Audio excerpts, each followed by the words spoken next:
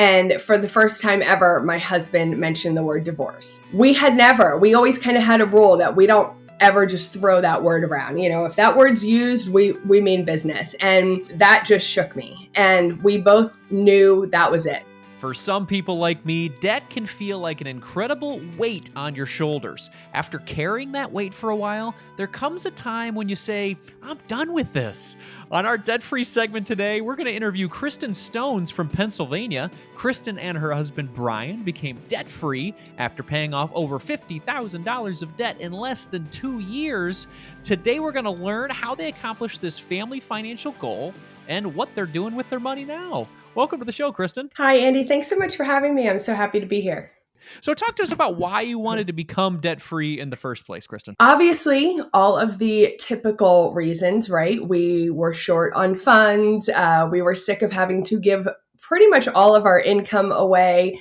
I was sick of not just being able to live the way we wanted to live and be able to do things with our family, our friends, our children. But if I'm being really honest, the number one reason was that our debt and the state of our finances as a whole was completely ruining our marriage. So that was pretty much the main catalyst of why we finally really took action at the time that we did.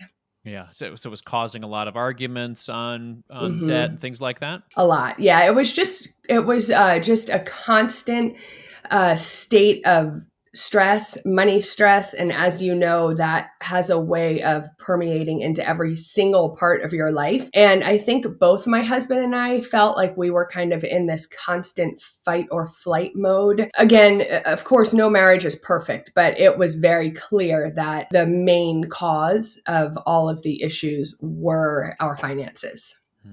Absolutely. Well, what type of debt did you guys have together at that point? At that point, we had 2 car loans. I had already paid off my student loans a couple years prior to that.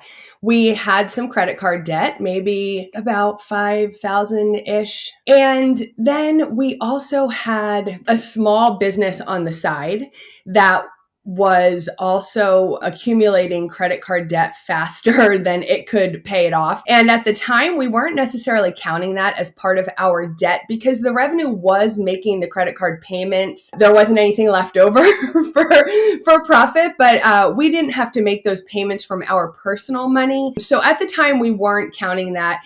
But after we paid off our debt the first time, we then came back and paid that off. And that was about an additional almost $20,000. So that's what brought us up to just over 50.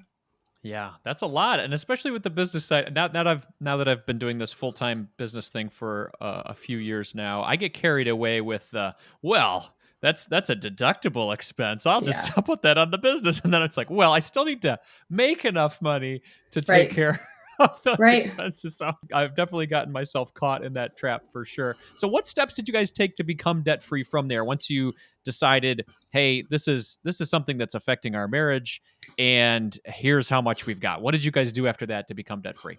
The main thing was really learning how to finally live on a budget. I know that sounds cliche because I feel like everybody starts there, but that's a pretty good clue that it really is the best starting place. I was familiar. I'm the one that manages our finances. My husband, I always say I'm a super nerd. I love the spreadsheets. I love the organization, and he couldn't really care less. So I was aware of what's coming, what was going-ish, right? I knew what we owed ish, but I never had really laid it all out there and had a good, clear picture of where we were starting. I think it's really difficult to formulate a plan and know where you want to go until you're very clear on where you're at. So that was really the first thing. And with that allowed us to finally set up a realistic budget instead of an idealistic budget. Then we were really able to get a better understanding of where our money was going. And once you know where it's going, then you're much more able to rearrange things and move some things around and make some changes. Then we were finally able to come up with a little bit of extra money each month to start putting on our debt. And it was really just chipping away at it little by little by little. I love that. And so you said the realistic budget. I think that's a really good point to kind of dive into a little bit. Were there times where you guys made the budget and you're like, well, this'll do it. We'll pay this thing off right away. And then more fights happened? Along the way, of course. I mean, it was definitely a work in progress. I mean, we had tried to budget and pay off debt for years and years and years, probably since we started dating and got engaged, if I'm being honest. And time after time, we failed because it wasn't a realistic budget, right? We were working off that idealistic budget. We thought, oh, if we say we're only going to spend $400 on food, then we're only going to spend $400 on food, but we know it doesn't really work that way. So it was definitely a lot of reviewing, revising. It was a lot of really digging into our spending habits and just getting honest with ourselves. Because every time I share my story, I like to explain that we didn't drive fancy cars. We didn't live in super nice, expensive homes. And we made okay money. But it was just that day to day, those nickel and dime expenses, the daily energy drinks for my husband, the weekly trips to Target for me. And it wasn't even that we were out there shopping and spending all our money on stuff we didn't need. It was just justifying things as needs and then telling ourselves that it was okay that we spent all that because we needed it, right? Yeah. But it's just, I think... And it sounds like it was for a season too. It's like, hey, we're not going to get rid of Target shopping forever or the energy drink, the thing every day. But for a season, let's try to do this together. So talk to us about what are those things that you did then within that budget did you guys increase your income? Did you decrease your expenses? It sounds like you were looking at the budget pretty well and trying to make it realistic, but what did you do to make that progress over 2 years? It sounds like you guys paid us all off. So talk to us about that. Yeah. So right before we started this, right before we had what I always say is our come to Jesus moment. And it was kind of this talk, very tense talk, sitting across from each other at the dining room table. And for the first time in our marriage, I think we were probably married 15 years at this time. We're going back maybe around 4 or 5 years now. And for the first time ever, my husband mentioned the word divorce. We always kind of had a rule that we don't ever just throw that word around. If that word's used, we mean business. And that just shook me. And we both knew that was it. So at the time, I had been home with my children, which was always my dream, and we couldn't afford it. So when we had that come to Jesus moment, I said, that's it. I have to go back to work. And my husband has a very strange schedule. So it's difficult for me to get a job that works with his schedule with the kids and not having to pay for daycare. So I did. I immediately went back. I found a good part-time job, but it was only part-time. I was maybe only bringing in about $800 a month, $800 extra a month. Well, when you look at it over the course of the year, it's a very small amount of money. But when you look at it through the scope of what can I do with an extra $800, you can make a big impact. That really, really helped us. That is what allowed us to start finally having some extra to put towards our debt, because before I got that job, we had to put our last weeks of expenses on a credit card every single month because we were constantly trying to bridge that gap between our income and our expenses. So budgeting and really paying attention to our spending and cutting back, we were able to lessen that gap. And then with my extra part-time hours, we were also able to close in a little bit more. I did some extra stuff, selling some things around the house and listing the clothes on Facebook Marketplace, just little things like that. And it does help. Every little bit does help. The biggest thing was me going back to work and my husband also picking up whatever overtime shifts he could do. That also really helped a lot when it came time to make those debt payments. And the last thing I want to say about that is along the way, we had quite a few blessings. We had a couple of windfalls, if you will, that kind of came through along this process. Things like my husband's veteran's disability that we had been waiting on for, I think, like 4 years, randomly without warning came through, and a check for $5,000 showed up in our mailbox. Similar situation with his back pay for his job that had been like almost a year backdated that was owed to him. So things like that, I know that's not typical, but I really felt that once we started paying attention and putting in the work and really trying to be good stewards with what we had, then I feel like God kind of stepped in and was like, all right, cool. You're not going to blow all this money. You're actually going to do something good with it. So I'm going to let this stuff come through now. And that was a huge help, or we never would have finished in 20 months. No way. I love that. Yeah, you guys put yourself in a position to be good stewards of the money, as you said, and put it to good use. And it sounds like it made a big difference together there. It I did. really like your point on, looking at the budget and finding what's realistic. But yeah, you can only cut so much when money's tight or you have a tough getting by. Yeah. It's you gotta make the money. And it sounds like you and your husband were able to increase your income. Just to give people a general income range during that time, what were you guys bringing in just to help people understand this feat you guys did? I think my husband was making around the 60, maybe 65 mark. So he's over average, but he does not make a huge income.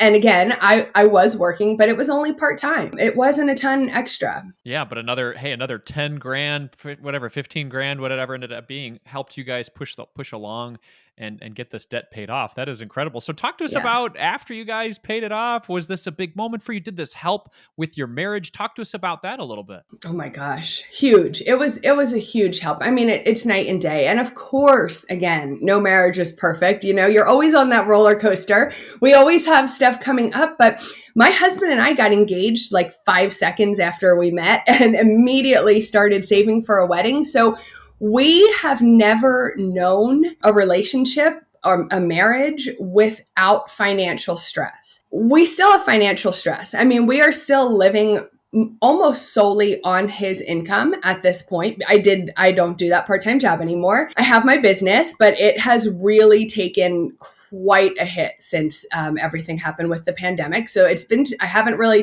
been taking any money out of that. So we still have, a pretty tight budget, but there's definitely a little more margin than there was before. Now we have an emergency fund. Now we have a bunch of sinking funds that are fully stocked. And of course, we still have financial stress. We're going on a huge family vacation in a few months, and I'm thinking, are we going to be able to save enough money? Are we going to be able to put enough aside? There's going to be financial stress for us for a while. We're also older and we're really kind of behind the curve when it comes to me saving for retirement. So that's always stressing me out. We have 2 kids and didn't really prepare for their college at all. That's stressful. But the day to day, Andy, it's completely different. Life feels more purposeful. We are able to spend our money more intentionally. We are able to plan things out and prepare for things, which is such a huge blessing because all of those unexpected expenses, all of those emergencies, whether they were actual real emergencies or just the ones that felt like emergencies, that's it. I mean, it would throw us off for 2-3 months. We would be so frustrated, so angry with one another. We would blame each other. I would feel guilty because I wasn't bringing in enough money. He didn't like his job. I would feel bad when he went to it. It was just a mess. And I really can't complain, especially going through everything that this whole world has gone through financially the past couple of years. I am incredibly grateful that, something kicked us in the butt and made us finally make the commitment to improve our finances when we did. Yeah, absolutely. I think that's a really good point. Debt freedom or a lot of these big conversations that we have, it doesn't eliminate any stresses in our lives permanently, but man, it makes the day to day a lot more bearable. Let's talk to the person who's listening that is thinking, you know what, I've got a spouse and I really want them to get on board with paying off our debt, but they just do not care and I can't get them to have these conversations. What would you say to that person? That's a hard one. I hear this almost daily from people, and the first thing is just understand that you can't control your spouse, your partner, your significant other. And more often than not, the more we nag and the more we complain to them or try to force them to see things our way or, try to pull them over to the dark side, or I guess it would be the the debt to the dark side. Yeah. I think it often just makes them almost dig their heels in even more. Kind of like if you think about when you're dealing with your teenager your child, I know your kids aren't quite teenagers yet, but the more you tell them what you want them to do and what's good for them and what's going to help them and make things better and easier, the more they're like, no, you don't know what you're talking about. I'm going to do what I want to do even more. And I'm not calling my husband a child. Yes, I am.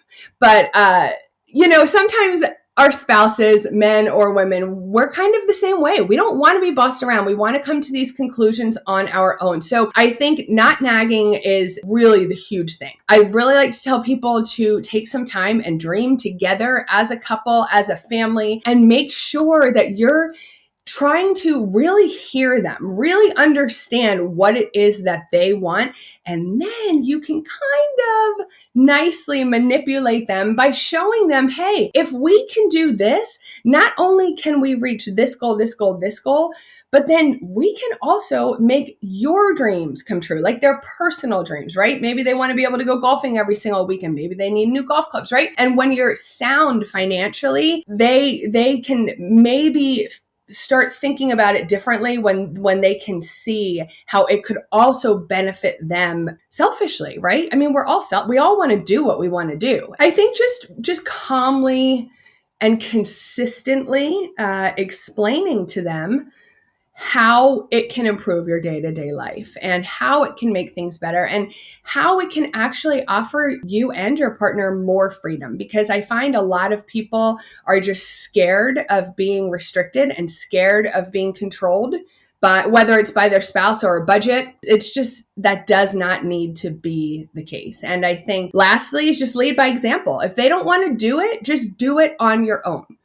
Obviously we know there's power in numbers and you can make a lot more progress as a team, but if they refuse, that's it. You know what needs to be done and just get to work, do the best you can. Hopefully they'll start to see some of the positive changes, pay a little more attention and eventually kind of join forces with you and you guys can really attack your debt together. I think this is great advice. Lead by example, be empathetic with them on their situation, maybe what their goals and dreams are, and have some open communication. Kristin, this has been fantastic. Thank you so much for your time today. If people want to connect with you and learn more about what's going on in your world, where can they do that? Andy, thank you so much for having me. It was really a pleasure. You can find me all over the interwebs, pretty much. My website is senseandpurpose.com, and then my handle all over the social medias is Sense and Purpose. Excellent. Yeah, Kristin and I have been connected for, I'd say, a couple of years now since we met a few years ago, and I love following her on Instagram and seeing what's going on in her world, so I would suggest doing the same, everybody. Kristin, thank you so much for your time today. Thanks, I appreciate Andy. it. Appreciate it. Take care.